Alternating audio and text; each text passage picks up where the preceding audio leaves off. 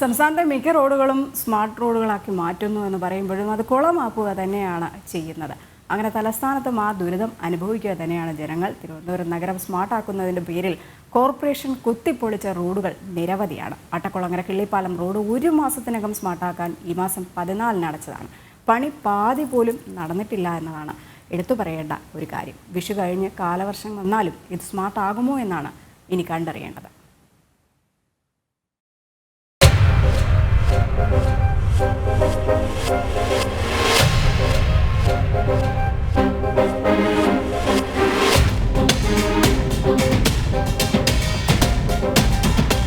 ഉയർന്നു നിൽക്കുന്ന ഇരുമ്പ് കമ്പികൾ, വെള്ളം നിറഞ്ഞ കിടങ്ങുകൾ, കോൺക്രീറ്റ് പൂർത്തിയാവാത്ത ഓടകൾ, ഇതാണ് ഇന്നത്തെ അട്ടക്കുളങ്ങര കിള്ളിപ്പാലം 1 കിലോമീറ്റർ റോഡ്.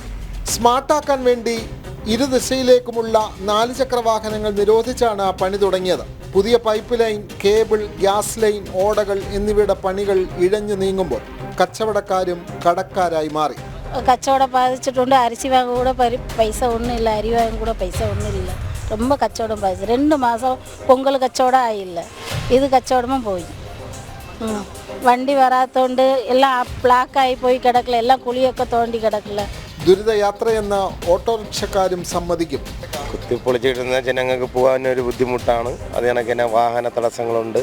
പിന്നെ പൊടിയും കാര്യങ്ങളും കൊണ്ട് മറ്റുള്ള കടക്കാർക്ക് വലിയ ദുരിതത്തിലും വിഷമത്തിലാണ്. സാഹചര്യം ആൾക്കാർ നോക്കി അങ്ങനെ നിൽക്കുകയാണ്. ഇനിയിപ്പോൾ അത് 1 വർഷം പിടിക്കും. ഇവിടുത്തെ വൈദ്യുതി ലൈനുകളും റോഡിനടിയിലൂടെ വലിക്കാനാണ് പദ്ധതി. പക്ഷേ പണികൾക്ക് സ്പീഡില്ല, വലിഞ്ഞു നീങ്ങുന്നതേ ഉള്ളൂ. 1 കിലോമീറ്റർ വരുന്ന കിള്ളിപ്പാലം അട്ടക്കുളങ്ങര റോഡാണ് ഇത്തരത്തിൽ കുത്തിപ്പൊളിച്ച് ഇട്ടിരിക്കുന്നത്. ഇതെന്ന് നന്നാകുമെന്ന് ആർക്കും അറിയില്ല. എല്ലാം സ്മാർട്ടാകാൻ എന്നാണ് പ്രഖ്യാപനം. ക്യാമറാമാൻ ബിജു പരവൂരിനൊപ്പം MK വിനോദ്, ജനം, തിരുവനന്തപുരം.